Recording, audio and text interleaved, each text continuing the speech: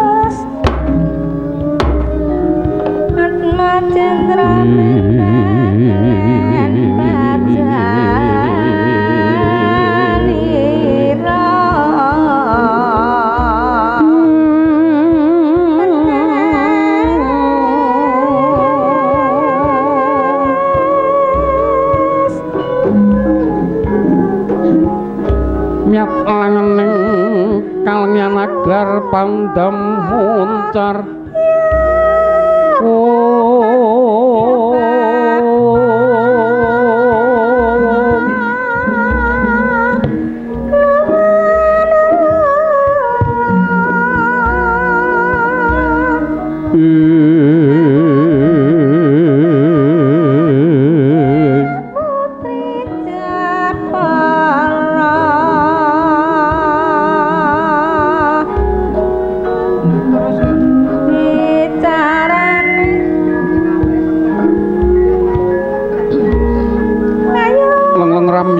sasangka kang kumenyar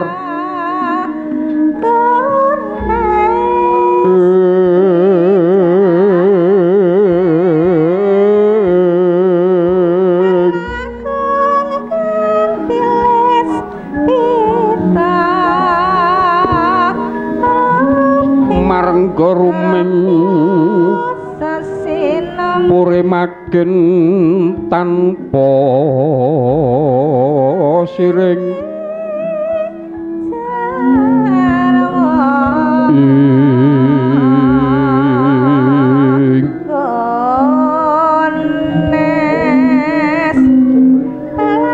pingkang umah maslir murbing langgit luwes wiragane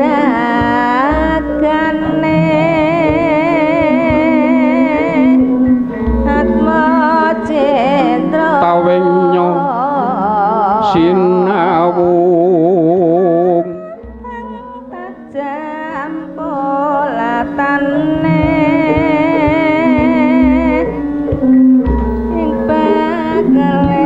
tegyan kang sarwa manik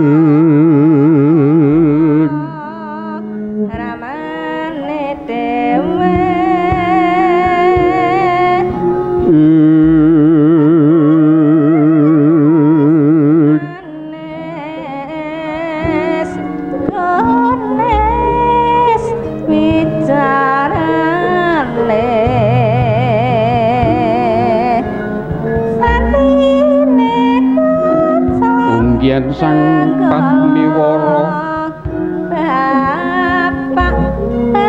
bapak ya bapak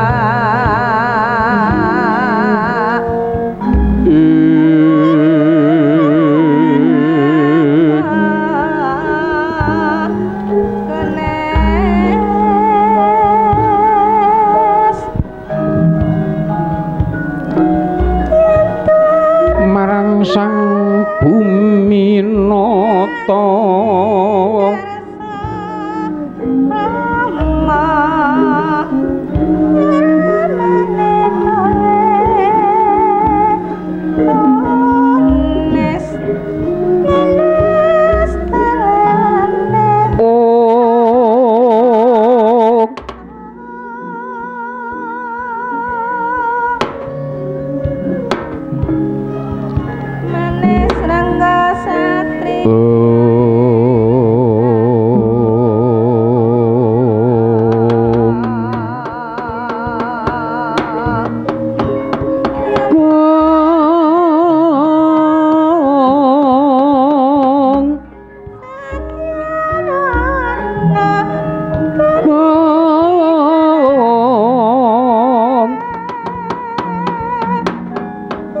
dene utamaning nata berbudi bawa laksana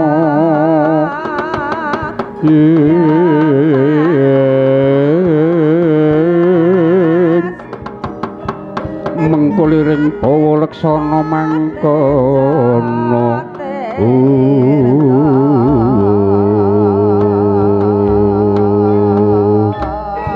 agung genya paring dono anggegandar saben dina rawana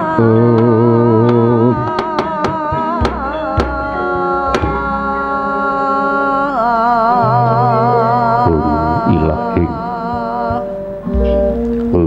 ilahing hawik namastu purlomo sidem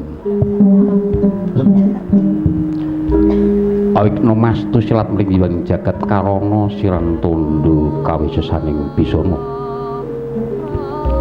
sono sinawung langaning wila pastemaksih lestantun lampahing budha jinantun tutur katula telo-telo tulat prelap jeng parasdya winur sita ngupama prameng niskara karanan diudming jaman purwa wini suding trah kang dinama dama pinardi tameng lelata mangkiya tekap wasnaning gupita tan uringking pralambang matumpa-tumpa marma manggung panggung sang murweng kota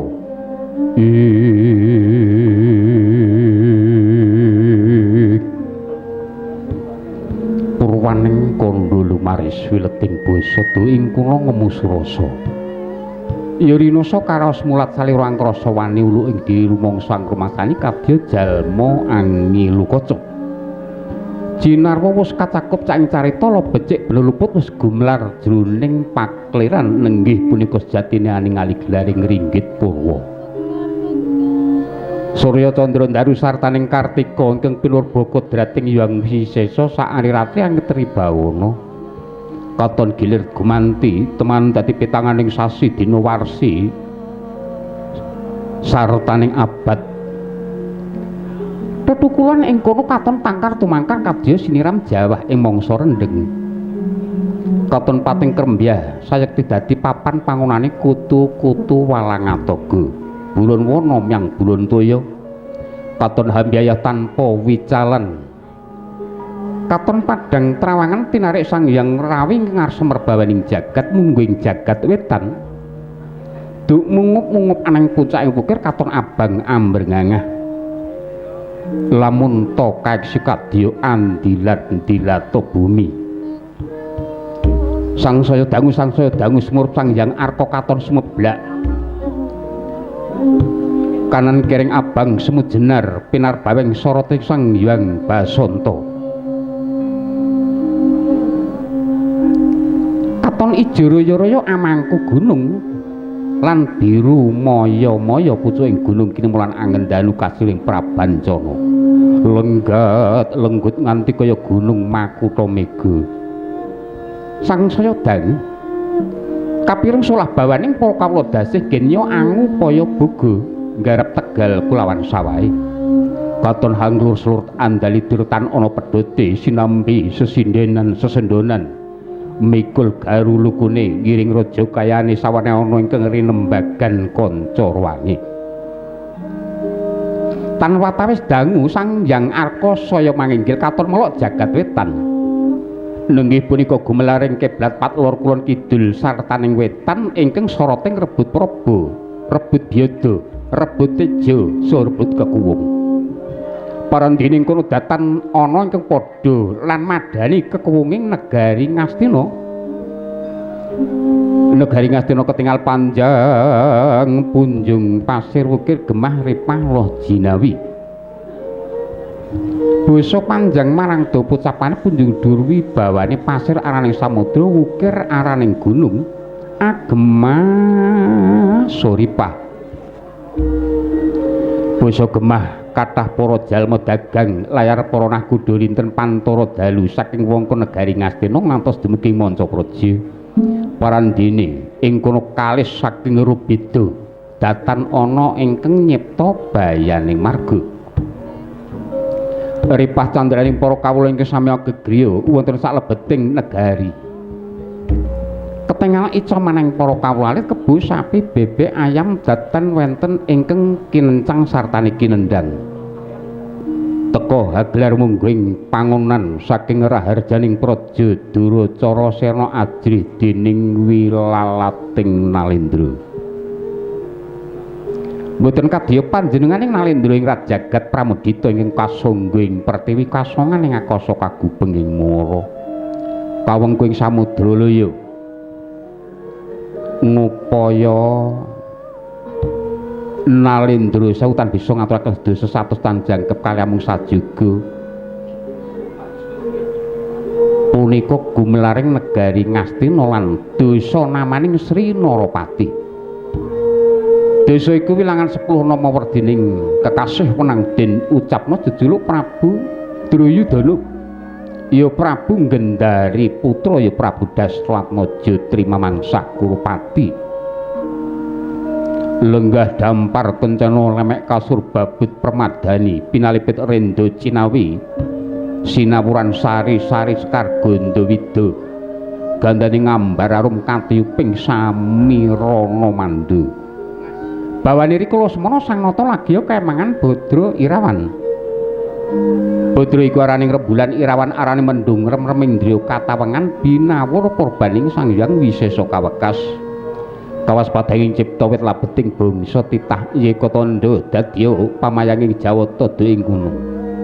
Mitanpa mring panggoncanging Bathara srulimut kabiyataning rujit dadya muhung lumembak mring purbaning Sang Hyang Hantaya. Nenggih sinten ingkang kepareng ngabiyantara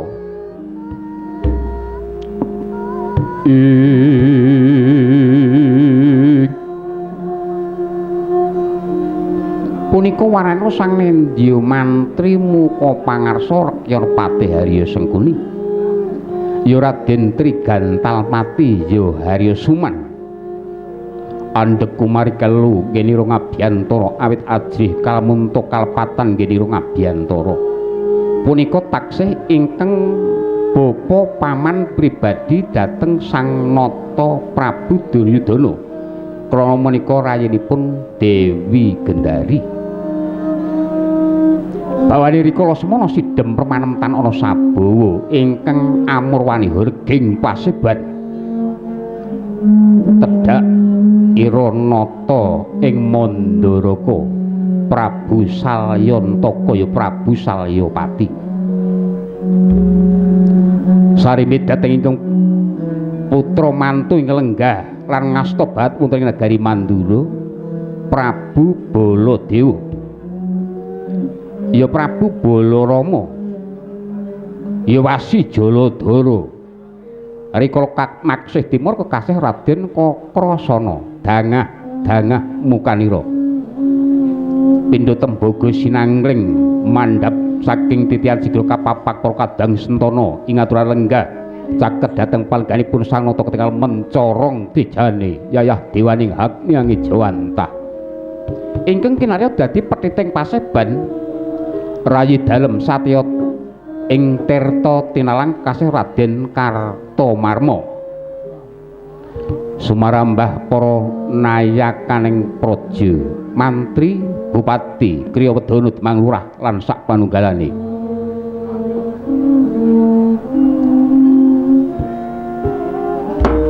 Saking kathahing para wadyabala nganti kaya bisa andhene pacak suci kaya areng pendhapi agung ing negari Ngastina katon maneka-neka mawarna-warna busananira iki saking sloka swasa kencana sarating pating palancur angebeking telinging panangkilan kalamunta sinawang saking mandra lir pendah wana karembun mangsa herging paseban kadya gabah den intrium yang gumuruh kinurmatan guna tengara tambur muya brang-brangan bedil muya bebrondongan bata rubuh surake ombya ing para wadyabala mangkono cipta rengganira kanca ndaduk kanca maju kanca jajari dajali dangseki coba dajali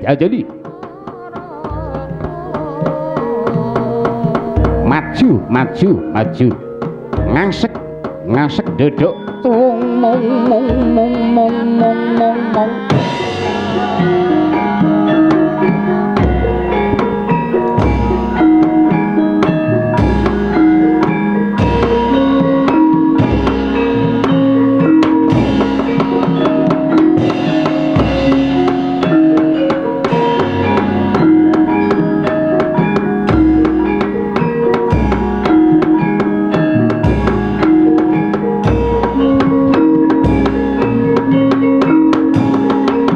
yo yo.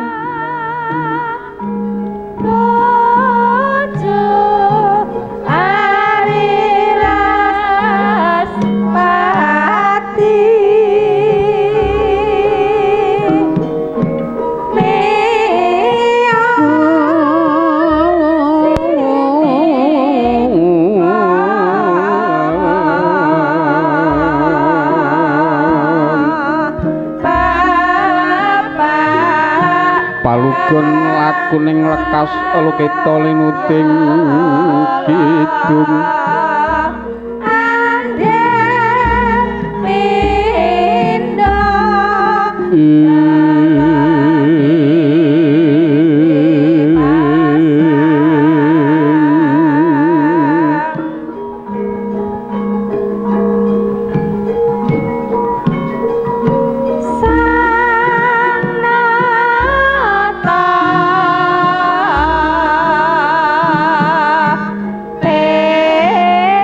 kadung kadereng hamomong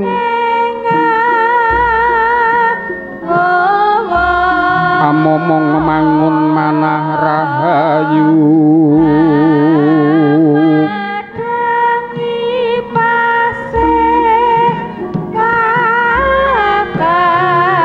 ayewana tanagolong gumolong manadukara putra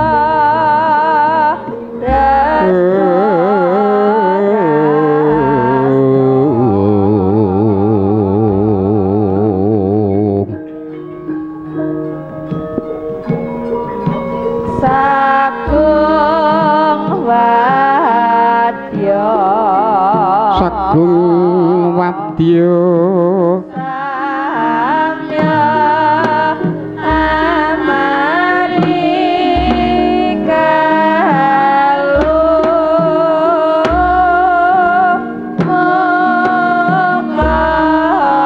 mokalir konjameng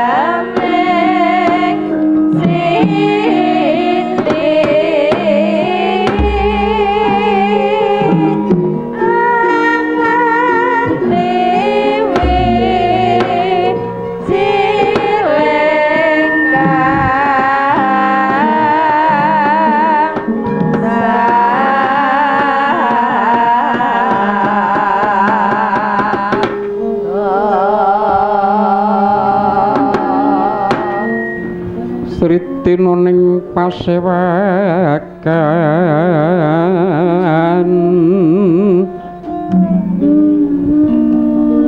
busana maneka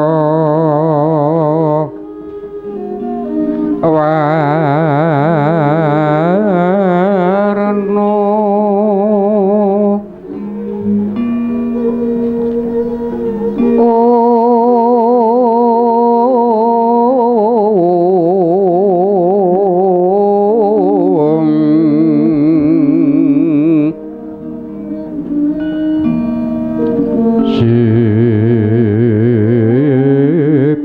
puspiteng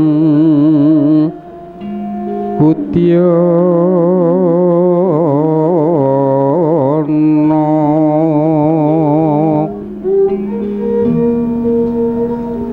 miang panjrah sarwa rukma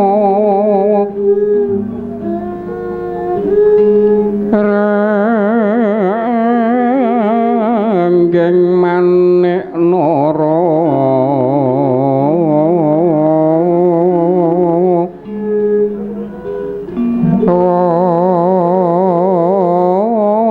wata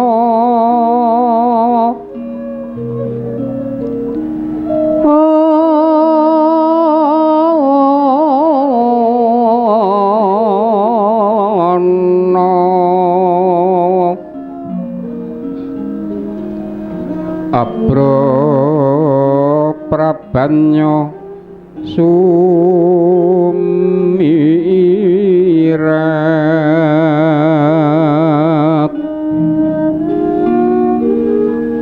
kenyaring tejo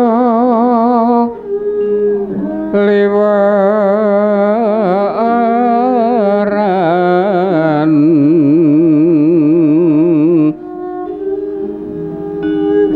lir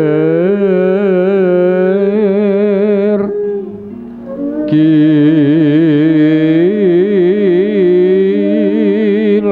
sesiring dadi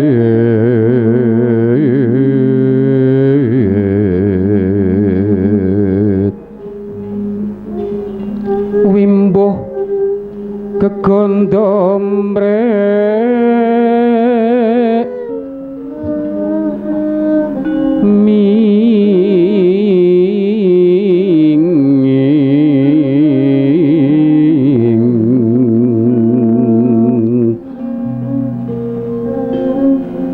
kati uping maruta kati uping maruta mandu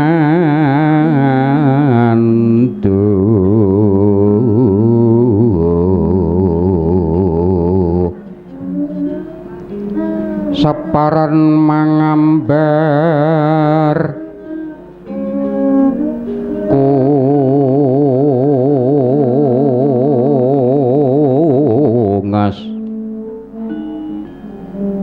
ngebeging pasewakan tandya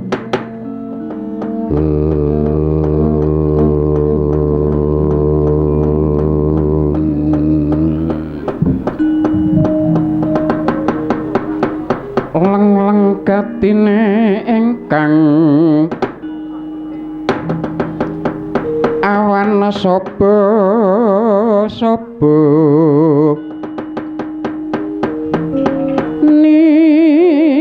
kang astina jumanta rateging tegal kurunarya jiwa kresna lakunira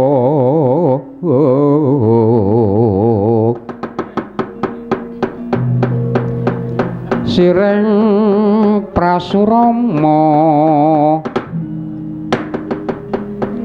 myangkan wacanaka dulur narada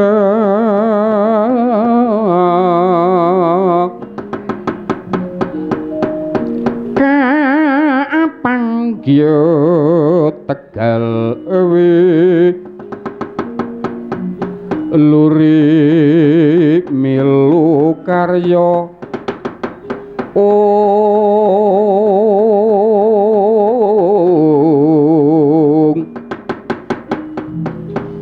sang habu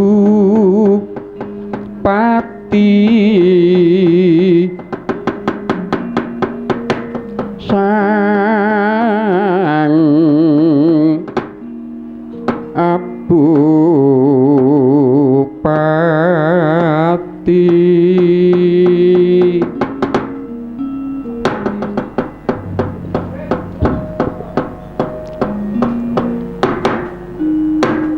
istungkul jagat manik rojo dagu awan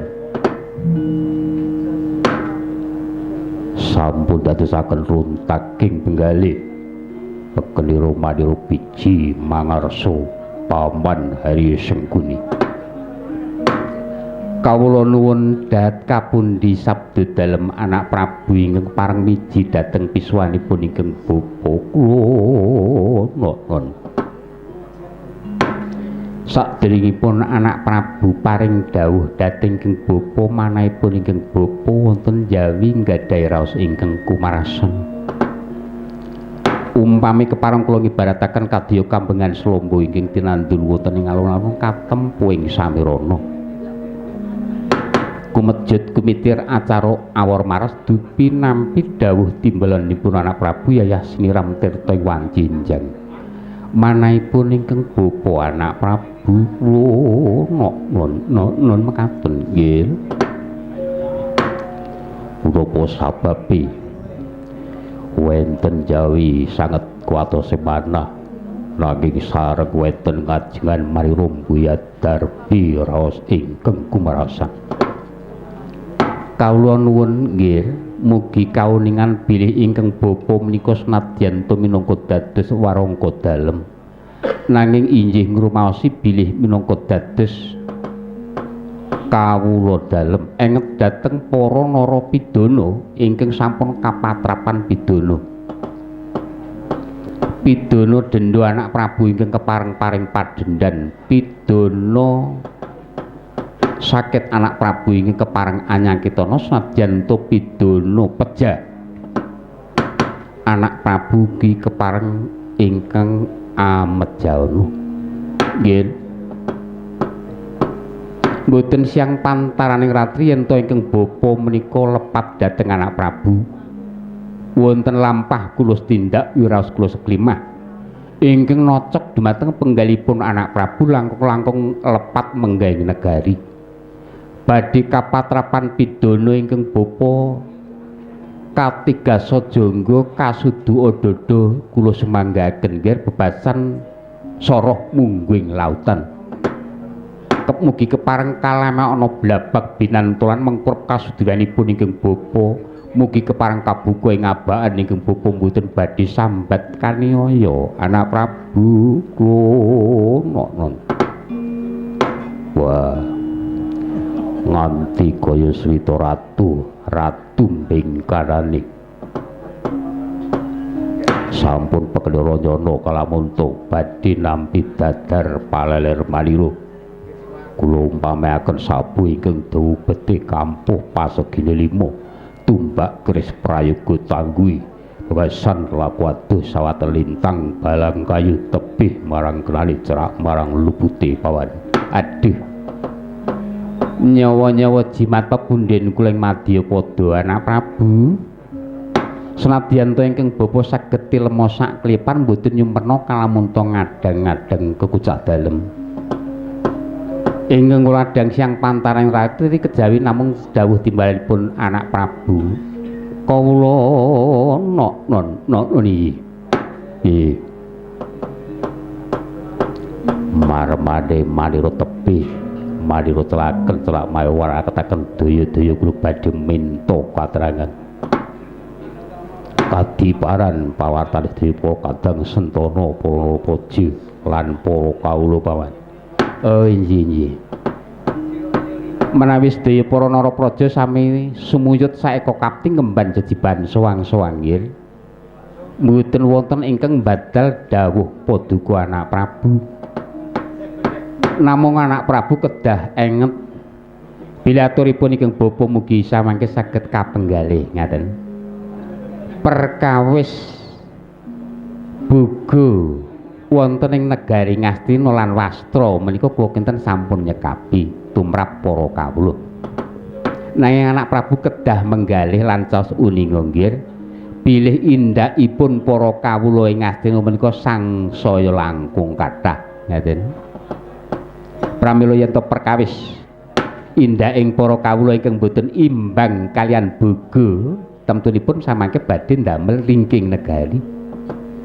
oh nggih sabodeling paseban samangke badhe kula rembak perkawis menika nggih matur nuwun yung sawanan iki kok ora kaya adat sabene kok rasane iki ming deg-degan prayogake langkung rumit nggih ngestaken dawuh nggih kula nuli Rama Pandharaka kepareng kaseketara lenggah sesungkemipun ingkang putra mugi kepareng konjuk yes tungkara jagat manik raja Dewaku Angger Suyudana nggih sakados sampun boten prayogi lan boten kirang prayogi anggen kula sowan kejawi saking menika keparo ingkang bapa ngaturaken Budya pangastawa mugi kunjuk wonten ngarsanipun anak Prabu Duryudana. Nggih, kula pundi nggo jimat. Anggur bin kaprayogaken nggih Linggah. Nggih, kados mboten kirang prayogi. Koko Prabu Baladewa. Katuran pambagya para krama rawuhipun Koko Prabu sasungkemipun Rai Kanja wonten Sandapada Koko Prabu. Jagat Dewa Bathara. Undat katedha kalinggus murdosih pungkapun Yayi ingkang rumentah dhateng Ngraka Mandura Yayi. Upaminipun to ingkang ngraka menika sanes kadang werda gedhepun Yayi kula tampi. Kula pundi wonten ing mastaka amuhi Balaksana ndadosaken jimat bahwa Yayi Prabu Duryudana menika kadang kula taruna. Ngendikanipun Yayi kula tampi kula petelaken wonten ing dada dawah kendel sami-sami Yayi. Nggih. Budya pangastanipun ingkang raka mugi pareng katur wonten kasaipun Yayi Prabu Duryudana. Nggih, kula pundi Koko Prabu langkung win prayogiaken lagi bergah kados sampun mboten kirang prayogi. Karta marma semengko prayogake. Uning sedaya dawuh timbang dalem Koko Prabu. Sadèrèngipun ingkang rayi prayogi sowan kepareng nyaosaken sungkem pabekti kula kanja wonten Sandapada mawantu-wantu. Lho. Yo banget paraliwatipun Kakang. Ora liwat lumunturing astrinipun Kakang tumuli tampar nun kula pundi ngejimat Koko Prabu.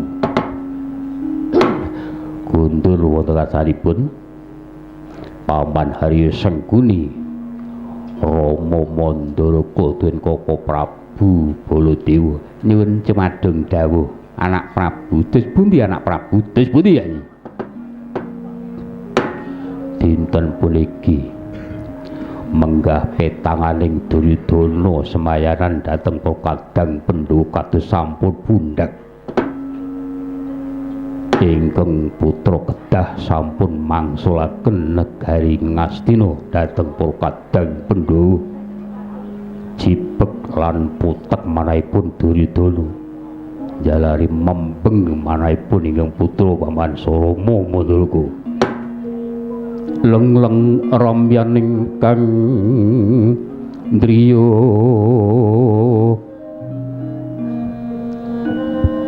liriwang candra katawangan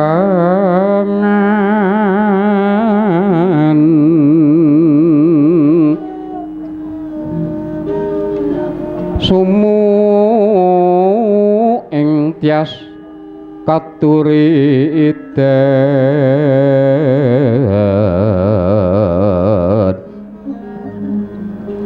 limut kabiyatan ning rujit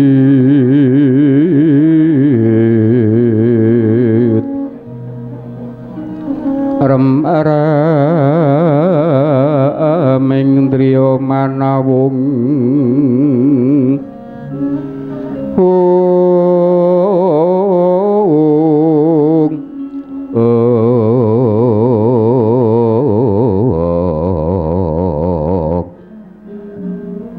kekuwunging jiwang wisesa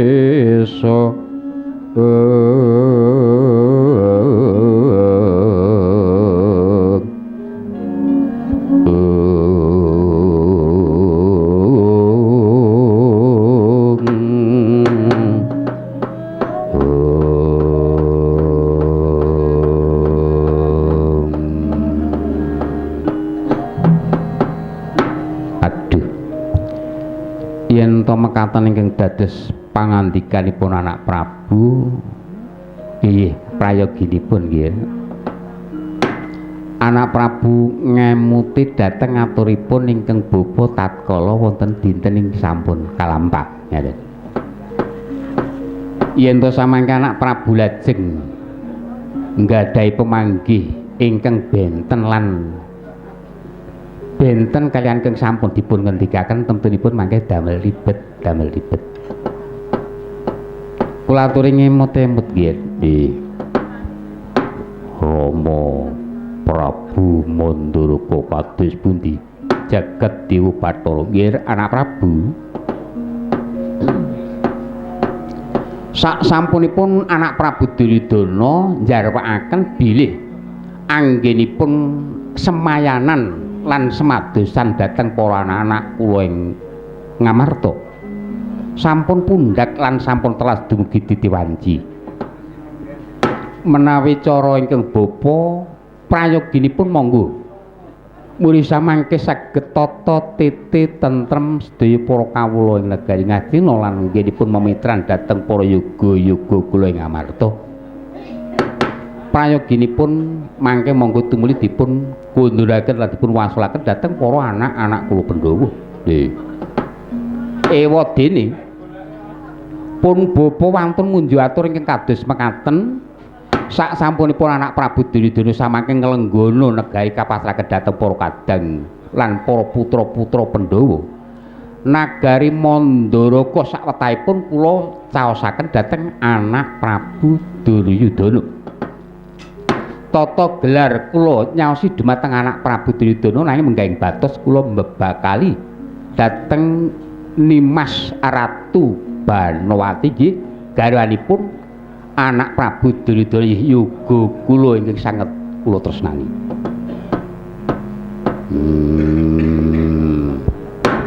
Matur sembah nuwun semanten sekat garwanipun Rama Prabu Mandaraka menika astu nggih. Astu kula lila kula ikhlas kanthi lahir batin. Dirsamake namung badhe nuwuhaken raos tata titrem anggenipun sami mitran ing antasipun para Kurawa lan para kadang Pandhawa. Koko Prabu Baladewa kados pundi? Waduh. Menawi ingkang raka namung sumangga. Wonten ing dalu menika raos kula menika kok kaya-kayake bunek putek sajroning pamikiripun ingkang raka. Pramila dipun konduraken nggih sae menawi mboten Yai Prabu menika tegesipun mboten ngakeni lan tanggal jawab anggenipun sami semayanan dhateng para kadang Pandhawa Yai. Sidhem pramanem tanana sabawaning walang alisik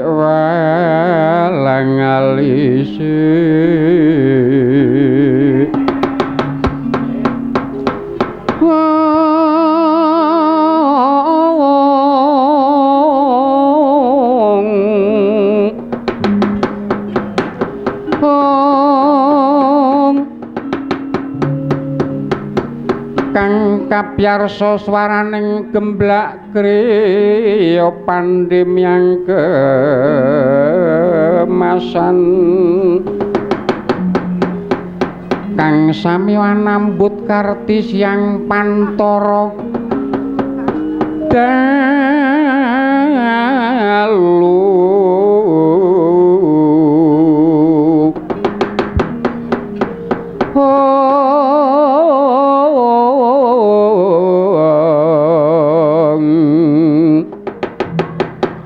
nuhuni sabdaning nalendra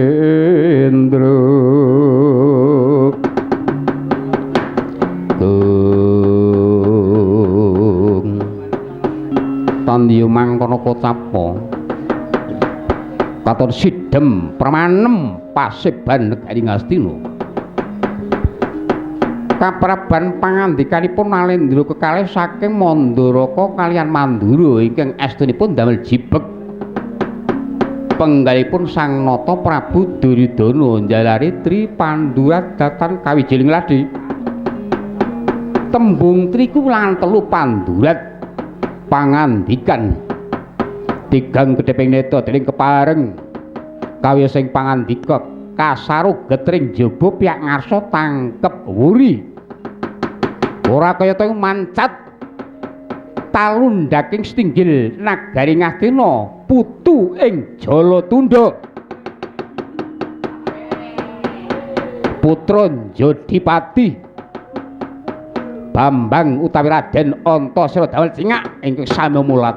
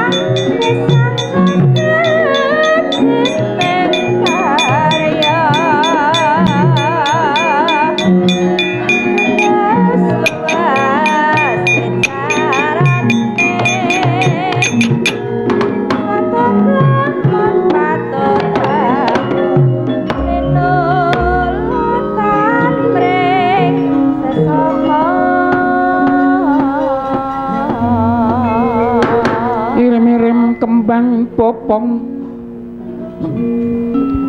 sarimulet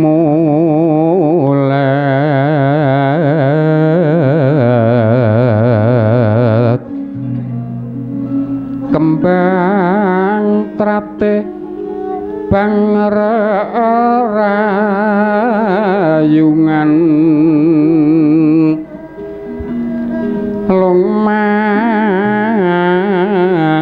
lengkung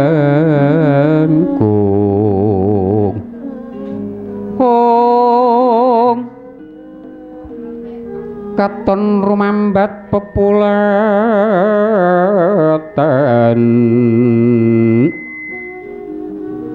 lir kang kembang karang sungsang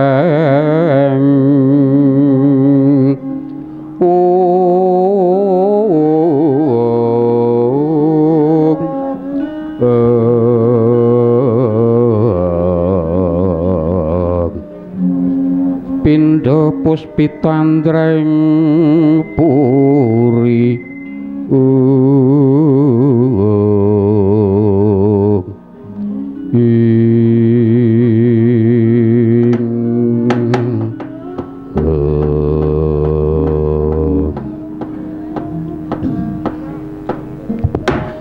ora bakal samar Antasena ing sowan gawe kaget lan gawe geger sawise asu napas asatriwi padha raja Antasena ya entuk pangestune wa Prabu Duryudana kaya ora ana beda mung sungkemku wae muga kepareng katur ana ngarsane wa Prabu Duryudana ya ta tampa pangestuku tampano tak pundi ana gegeman bisa lumeber rumesep ana anggaku ndadake daya kekuatan ya wa ya wayah Antasena manggih raja simbah Mandaraka kaya ora ana beda sungkemku ya mbah oh iya tak tampa Antasena padha slamet pangestune wa bule kaya ora ana beda wa mboyo sing ngajeni sithik karo wong tuwa ora sang nganggo tembung bule rak ya iso to wa Mandura utawa Prabu Baladewa ana wong nyatane ya bule kok ndak bule kok delokke bule ra gelem bulak bule malah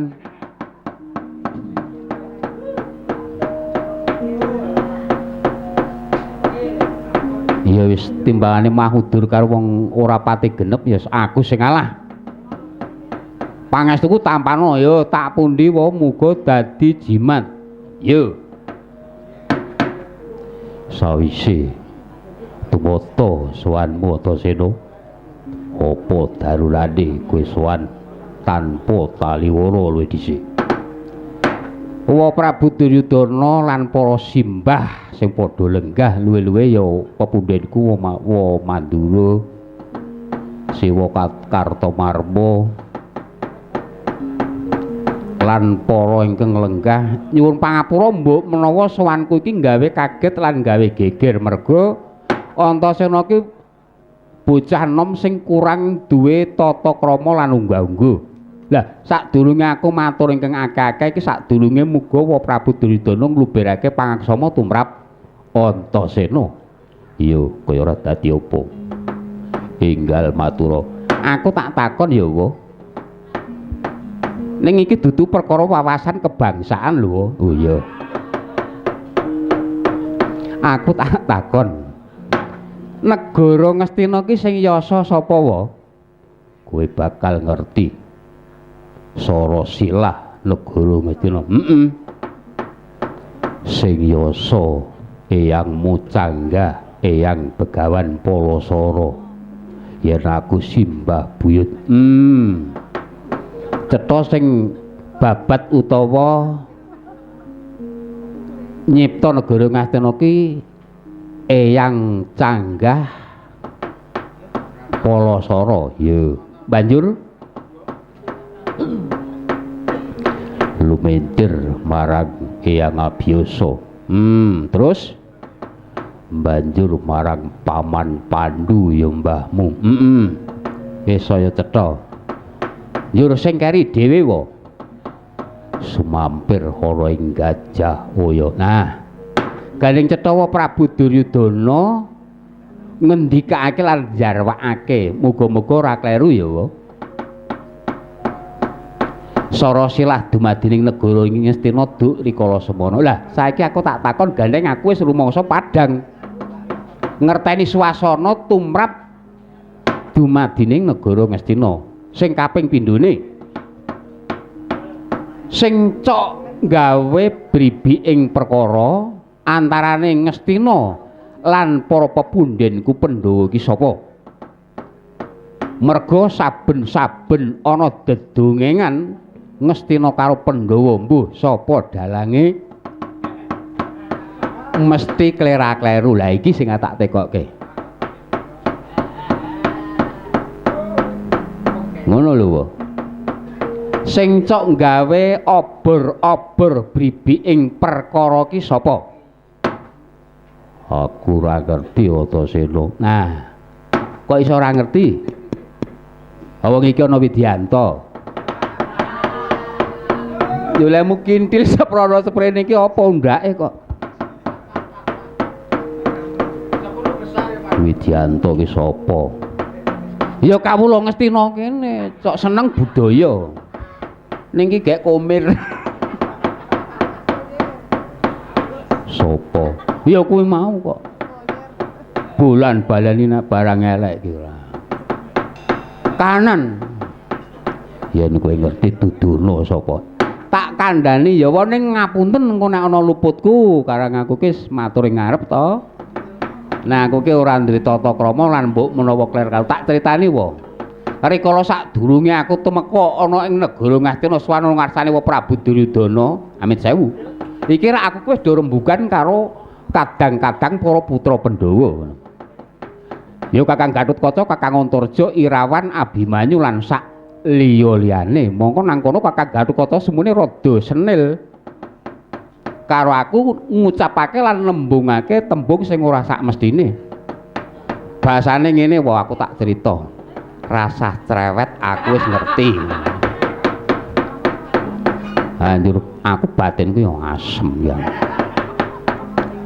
Antasena kowe ora edan, iki nang paswanan.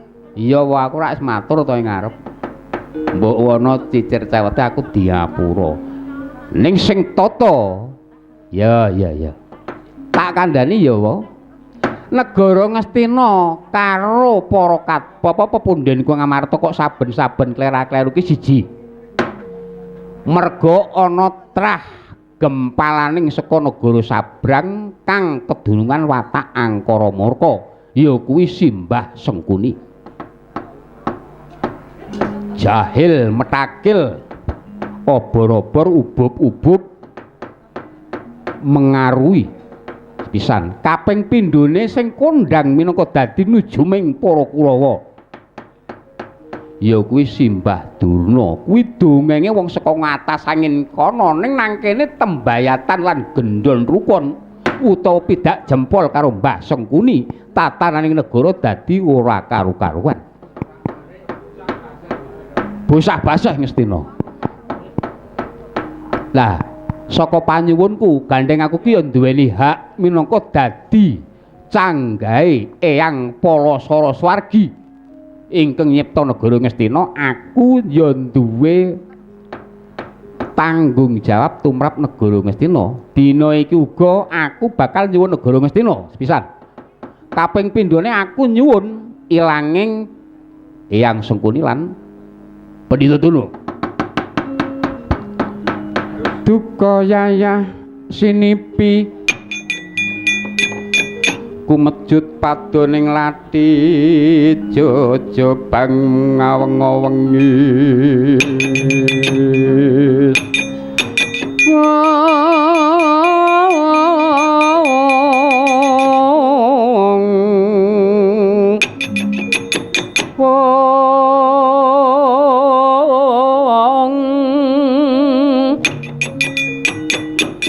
kerot kang ponang waja netra kocak mondar mandir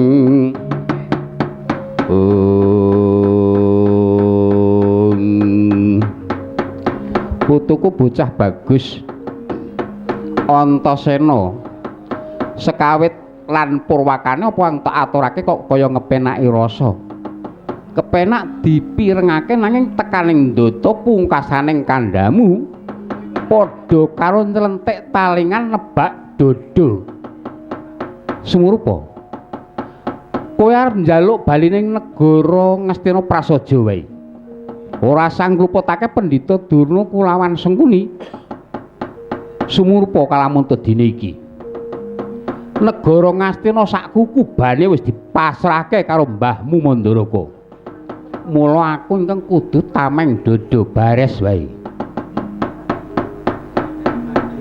perkara iki aku ingkang darbe wewenang lan hak Gus iki Mbah sampean iki nang buku ora ana tulisane lho Mbah sampean ana ing negara Ngastina ki ora duwe sambung rapet lan ora ana urusan bab negara merga amit sewu sampean iku ming mara tuane Wa Prabu Duryudana dadi umpamane negara Ngastina kok dipasrahke karo Simbah Mandaraka Simbasal ya wis sak mestine aku kuwi bener mungguing kowe ning kanggoku bener ya bener merga dudu ceke dipasrahke karo Simbah Mandaraka kuwi lho Mbak lah wis saiki ngene tinimbangane kowe malah saya ngleloro penggalihangmu negara Ngastina ora esuk ora sore tak paringake ning janji kowe bisa ngrubuhake gendera Mandaraka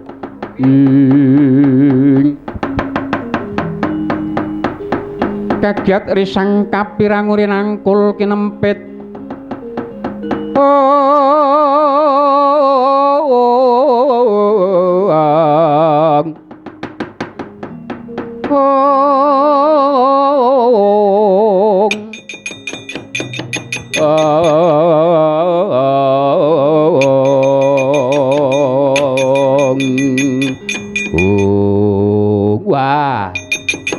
tenan to pancen Ngastina ki janji ana iki